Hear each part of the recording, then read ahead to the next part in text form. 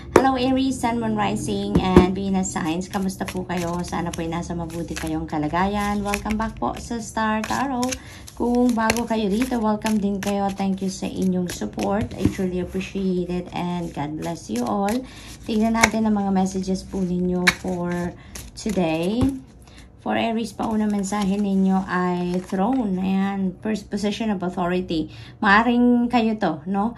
Aries, maaring nasa position of authority kayo, no? Sa ngayon, maaari din naman na malalagay kayo sa ganitong posisyon. Maaring mapopromote kayo, no? Maaring ganon. This is also possible na maaring ang iba sa inyo is going to be dealing with a person of authority, no? So, maaring ganon din ang ganap. We have ink pot, problems to be resolved. Ayan, so may mga problema na maaari kayong kaharapin sa ngayon, ano? At mariresolve ninyo yan, problems to be resolved, no? Mariresolve ninyo yan kasi una-una wala namang problema na hindi natin kayang solusyonan, no? Hindi tayo binibigyan ng problema na hindi natin kayang hanapan ng kasagutan, ng solusyon. Kaya kung ano man yan, maaring yung person of authority na to ang makakatulong sa inyo sa sitwasyon na to, no? There's always someone na makakatulong sa inyo. So, maaring in this case, yung person of authority na to ang malalapitan ninyo. We have first, pay attention to your finances, Aries, no? Ano to sa inyo? Warning ito sa inyo, no? Na alagaan ninyo ang inyong pagbabudget. Alagaan ninyo ang inyong kaperahan. No? Watch for your spending, yung mga ganon, yung mga expenditures ninyo. Make sure na minomonitor ninyo, no? Alam nyo yung lumalabas na pera at alam nyo din kung ano yung nasa budget ninyo, yung ganon. Nang sa gayon, hindi kayo masaktan financially, no? Maging kayo dito, disiplinado. Ayan, financial discipline ang kailangan na pairalin ni Aries dito around this time. You also have flowers, happiness, magiging masaya kayo around this time. Kaya this is really beautiful. Maraming rason dito. Maraming rason ang maaring magbibigay ng ekstrang saya sa inyo around this time, Aries. Kaya embrace it, no? Maaring yung promotion na to for you, no? Maaring isa yan sa magiging rason, no? Para kayo ay talagang maging masayang masaya. So what else? We have Vine and seek out information that will help you. Ayan. So kayo, magtanong-tanong, mag-interview, yung ganon, humingi kayo ng opinion, humingi kayo ng tulong sa iba, advice, no, ng ibang tao, maaaring din ganon. This could also be research. You may need to dig deeper into that situation, whatever that is, na kailangan ninyong solusyonan, no, maaaring ganon. This could be related to this, no, so maaaring kailangan ninyo dyan na humingi ng opinion ng iba, humingi ng assistance ng iba para matulungan kayo na mag-research, na alamin, mag-imbestiga, whatever it is, whatever the case may be, Aries. So, maaari talaga na may kakailanganin kayong tulong dito ng ibang tao, no? Para ma-solve ninyo ang problemang yan.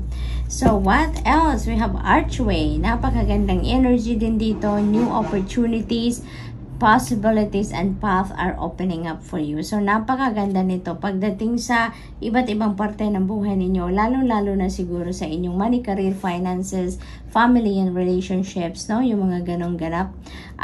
Maaari may mga bagong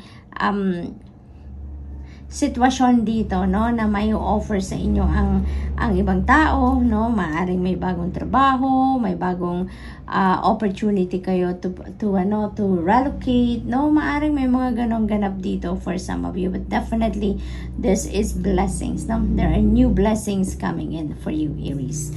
So we also have good fortune. Wow, napakaganda naman ito, Aries. Good fortune, ang swerte ay nasa inyong horizon. So most likely ito ang napipick up ko dito is kaperahan. Now, maaring siswertehin kayo dito sa kaperahan, maaring may mga financial blessings na parating, maaring may mga pera talaga, no? Cold cash na maaring dumating sa inyo, no? It could come from different sources, diba? Maaring ganun ang ganap. So, definitely, kung ano man siguro ang pinagkakabalahan ninyo sa ngayon, kung ano man yung pinagpaplanuhan ninyong gawin, no? Maaari talaga na yung swerte ibabalot sa sitwasyon na yan, no? So, good luck to that, Aries. We have wind chime, ayan, peace and harmony. Ayan, so you know what? Dito sa problemang ito, kung ano man yan, most likely masusolusyonan nyo agad, no? Parang dadaan lang yan talaga ng mabilis sa buhay ninyo kung ano man ang problema na yan. Kaya naman magiging masaya na kayo dito, di ba? Magiging masaya kayo, magkakaroon kayo ng peace and harmony at the same time. So most likely walang problema, stress-free, no? Masosolve ninyo agad-agad kung ano man ang problema na yan. So, good luck to that, Aries. So, that's all I have for you for today. I hope nakatulong ang mga mensaheng ito in some way. Thank you for watching. Love and light. Namaste. Hello, Leo, Sun, Moon, Rising, and Venus signs. Kamusta kayo? Sana po nasa mabuti kayong kalagayan. Welcome back po sa Star Tarot. Kung bago kayo rito, welcome din kayo. Thank you sa inyong support. I truly appreciate it and God bless you all. Tignan natin ang mga mensahe ninyo for today. Leo, pauna mensahe ninyo ay harp. Ayan, great happiness ang inyong mararamdaman around this time, which is really beautiful dahil siguro stress-free na kayo, problem-free, yung mga ganon ba? Kaya maaaring meron na din kayong peace of mind, kaya talaga namang magiging masaya kayo, no? Hindi lang ito masaya, kundi sobrang saya, no? So this is really awesome. So, there are also maaaring different reasons, no? Dahil para kayo ay magiging extrang masaya sa ngayon. So, maaaring may mga accomplishments kayo, may mga achievement kayo dito, magandang balita na matanggap, no? Mga ganon. So, we also have fly, a period of ill health and depression. Ayan. So, most likely, ito yung ano ninyo, yung pinagdaanan ninyo in the past. Maaaring nakalabas na kayo ngayon sa sitwasyon na to, kaya nandito na si great happiness, no?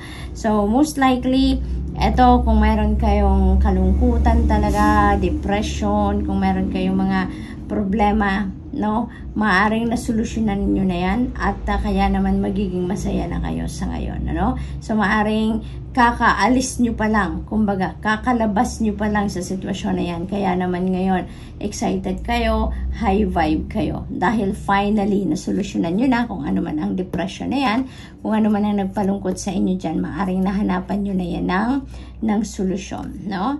So, what else? We have excitement. Ayan. So, an exciting event is about to happen, Leo. So, definitely, no, napapagitnaan si Fly ng napakagandang vibration dito. Kaya, most likely talaga, natapos na to, no? Natapos na to. So, merong exciting event dito na magaganap. This could be okasyon, this could be social gathering, no? Maaring social event yan na maaring imbitado kayo, pupuntahan ninyo, or maaring kayo, no? Maaring kayo ang involved dyan sa exciting event na yan.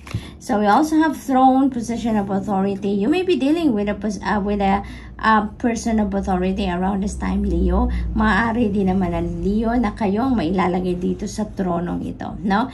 Maaring mapopromote kayo into this position or maa-appoint kayo sa ganitong posisyon. Maaari din ganun ang ganap. Kaya siguro, no, ito rin yung isa sa mga dahilan ng iyong great happiness. Maaring isa rin yan sa magiging rason para dito sa exciting event. Maaring ito yon yung exciting event, yung ang tawag dito, paglalagay sa inyo sa posisyon na to, may announcement, gano'n, may celebration. Maaring gano'n ang ganap. What else? We have Bat. Ayan, take care, enemies are working against you. Alam mo kung bakit? Dahil naiinggit sila sa'yo. Kasi, ang saya-saya ninyo, you know, tapos malalagay pa kayo dito sa posisyon na to of authority. So, talagang all eyes on you, no? Maybe the public, no, is all eyes on you. Marami ang maaring nag-i-interest sa posisyon na ito. Pero sa inyo, may ibibigay, maaring ganun ang ganap.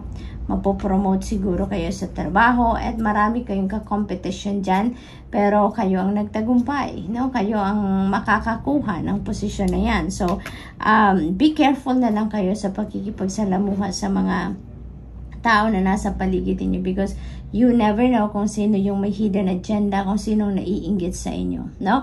Sino ang magta-try na i-take down ka sa posisyon na yan. So, always pray, no? Always pray, call on the presence, no? and protection ni Archangel Michael, no? Ask him to place his blue sapphire sword of light in front of you, to your back, to your left, to your right, above and below, nang sa gayon maprotektahan ka niya na ng buong buo, no? Protektahan ka at maging safe ka sa lahat ng oras, no? At the same time, Leo, ipagdasal mo din ng mga taong ito because they never know what they are doing. Because if they do, no, hindi sila mag-iisip ng masama, no, sa kahit kanino man. Dahil kung alam nila na kung ano man ang iniisip nila or binabalak nilang gawin na hindi maganda towards other people, that's gonna come back to them, no? 100-fold, 1,000-fold, no? So, yun. So, ipagdasal nyo na lang sila because they don't know what they are doing. So, what else? We have dagger and fear, worries, and tense situations. So, maaari talaga na ang iba sa inyo dito, Leo, meron ng nararamdaman, no? May mga nararamdaman kayo na siguro napipick up ninyo ang vibe ng mga taong na nasa paligid ninyo, no? That has a hidden agenda, no? Towards you. Maaring meron na, katrabaho siguro ninyo ito, no? Maaring katrabaho or kapitbahay ninyo na talagang naiinggit sa inyong estado sa buhay, no? Or kung ano man ang inyong narating, kung ano man yung success, no? Na natatanggap ninyo, maaring naiinggit ang mga ito sa inyo, no? Kaya, dasal, no? Ang kailangan ninyo dito, Leo, dasal. Anyways, no? Ang wala namang masamang balak, no? Walang masamang gawain ng nagpo-prosper. Kaya, time will come na marirealize ng mga taong ito, no? Na mali ang ginagawa nila, na hindi fair ang ginagawa nila, na hindi tama ang nararamdaman nila. Kaya, don't worry. Okay? You have nothing to worry about. Bastang palakasin mo lang ang iyong paniniwala sa Panginoon. Lagi ka lang magdadasal. Ask for your safety. Ask for guidance. Ask for protection, no, sa divine universe, kasi no one is above God, 'di ba? Kaya doon tayo umangkla, no, doon tayo kumapit, no, sa ating paniniwala sa Panginoon and the rest of our spirit team na lagi tayong babantayan at tutulungan at gagabayan. Okay? So, Leo, that's all I have for you for today. I hope nakatulong ang mga mensaheng ito in some way. Thank you for watching. Love and light. Namaste. Hello, Sagittarius, Sun, Moon, Rising, and Venus signs. Kamusta po kayo? Sana po ay nasa mabuti kayong kalagayan. Welcome back po sa Star Tarot. Kung bago kayo dito, welcome din kayo. Thank you sa inyong support. I truly appreciate it and God bless you all. Tignan natin ang mga messages ninyo for today. For Sag, pauna mensahe ninyo ay Quill. Ayan, get back to basics. No? Doon lang tayo muna sa kung ano yung basics lang dahil doon naman lahat tayo nagsimula. Diba? Kaya isa ngayon sa inyong sitwasyon kung ano man yan, ginagawa ninyo, bumalik kayo sa kung ano ang basic muna. Wag na muna doon sa mga mas komplikado, no, na sitwasyon. So we have Diamond. You will be receiving or giving a precious gift. Ayan, napakaganda nito. It's either precious ito for you, na regalong ito na matatanggap ninyo, or maaring precious ito doon sa magbibigay sa inyo. Maaring ganon. It could be also na kayo yung magbibigay, no? Kayo yung magraregalo, maaring ganon din ang ganap dito. So, that could be really jewelry, maaring ganon. Diamond, maaring ganon. Maaring din na may marriage proposal dito ang iba sa inyo, Sagittarius. So, good luck! We have Elephant, and a long journey, either physical or mental, will leave you wiser at the end. Yan. So, most likely, ang iba sa inyo is embarking on a travel. No? Yung physical travel talaga, maaaring malayo, international travel is possible dito for some of you. No? For some reason, may biyahe kayo papuntang ibang bansa. No? That could be linked sa trabaho, sa business, expansion of your studies. No? Maaring may mga ganong ganap. Maaring magtutour lang kayo. Maaring meron lang kayong bibisitahin kamag-anak. No? Maaring ganon ang ganap. This is also about mental travel naman for some of you. Maaring ang iba sa inyo meron ditong iniisip na talagang malayo na ang nararating ng inyong isip. Maaring ang iba sa inyo is setting new goals, no, long-term goals. Maaring ganun. Kaya, alam mo yun, yung milya-milyan tinatakbo ng isip ninyo dito sa Sagittarius. So, what else? We have Rooster, an arrogant, boastful person you should not cross. Most likely, kilala nyo na to, no? Kilala nyo na yung taong ito, no? This is someone you know already. Kaya nga, alam ninyo na arrogant siya at boastful siya, mayayabangin, no? Kaya iwasan nyo na lang, no? Para hindi kayo mahawaan ng negative vibe niya, no? So what else? We have V, victory in some endeavor. Beautiful. There is a victory. No? Victory. May success kayo na makakamit dito. So whatever that is, no? Whatever that is na pinagsisikapan ninyo, maaaring this is what you are really working on, diba? Sa ngayon, or maybe for so long already, maaaring ito na ang pagkakataon ninyo na talagang pagtatagumpayan nyo na kung ano man ang mga bagay na yan. You are definitely going to succeed sa sitwasyon na to, no? Kung ano man yung inaasikaso ninyo. So, congrats. What else? We have mountain, major challenge to overcome. Ayan, there is a major challenge to overcome. Maaring related ito si elephant dito, no? Yung haba, yung lalim ng iniisip ninyo, maaring that is about this challenge, no? But we also have victory energy dito. Kaya most likely, Sagittarius, kung ano yung iniisip ninyo dito, kung paano ninyo ito masusolusyonan, maaaring magsasucceed kayo dyan, no? Kaya maaaring masusolusyonan nyo agad-agad ito, kung ano man ito, dadaan lang ito sa buhay ninyo, and you are going to claim your victory, no? So, what else for Sag? We have horse, short journey. Yan. So, dito naman long journey, and this is short journey. So, this could be for others of you naman siguro to, Sagittarius, no? Not everyone is embarking on a long travel. Maaaring ang iba sa inyo dito short lang, no? Short journey lang ang gagawin. Maaaring ganun din ang ganap. Or maaari din na both. Meron kayong gagawin na short journey muna, no? Maaring sa pagpe-prepare ng iyong pagbabiyahe ng matagal or ng malayo, no? Maaring ganun ang ginagawa ninyo. Maaring marami pa kayong asikasuhing papeles that will require you to travel as well. Maaring ganun ang ganap, no? So, but for others of you, maaring ibang Sagittarius ang magta-travel ng malayo, iba namang Sagittarius dito ang magta-travel din ng malapit lang. So, anything is possible dito, diba? Depende sa inyong sitwasyon ito. So, what else? We have club. Someone will try to make you do something against your will. Ayan. So, magpakatatag kayo, no? Magpakatatag kayo, no? Stand for what you believe in, stand your ground, and anuhin ninyo ang sarili ninyo. Use your own judgment and discernment dito, and use your intuition as well on how you're going to navigate this situation dito, no? Kung ano yung pinaniniwalaan ninyo, kung ano yung sa tingin ninyo makakabuti para sa inyo, then do so, no? So, good luck, Sag, and that's all I have for you for today. I hope nakatulong ang mga mensaheng ito in some way. Thank you for watching. Love and light. Namaste.